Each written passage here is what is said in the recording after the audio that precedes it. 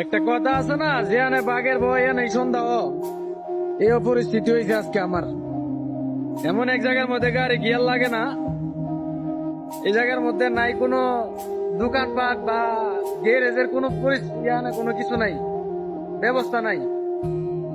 দেখেন এমন একটা রাস্তার মধ্যে মাল জায়গার মধ্যে মাল নিয়ে আইছে, এই রাস্তা দিয়ে মনে হয় যে 1 ঘন্টা পরে মনে হয় একটা গাড়ি আমি রাস্তার মাঝখানে মনে হয় যে আধা ঘন্টার উপরে দাঁড়ায় রয়েছি, একটা গাড়ি আয় না। ঠিক আছে, একটা গাড়ি আয় না। কোম্পানিতে ফোন দিছি, কোম্পানি থেকে লুকাইতে গেলে না আরো প্রায় 2 ঘন্টা 1.5 ঘন্টার মতো লাগবে। লোড গাড়ি লইয়া রাস্তার উপরে বয়ে রয়েছি এমন জায়গার মধ্যে। দেখেন আশেপাশে শুধু পাহাড় আর কিছু নাই,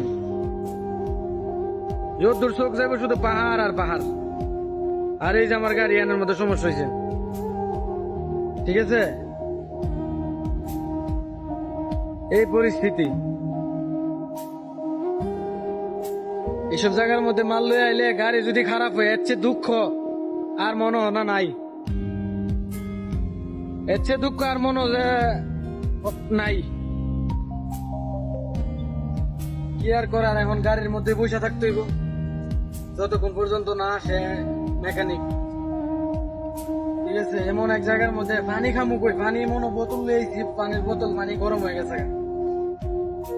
এখন যতক্ষণ না এই জায়গাতে বসে বসে সময় কাটাইতে আর কি করার। তো সবাই দোয়া করবেন। আল্লাহ হাফেজ।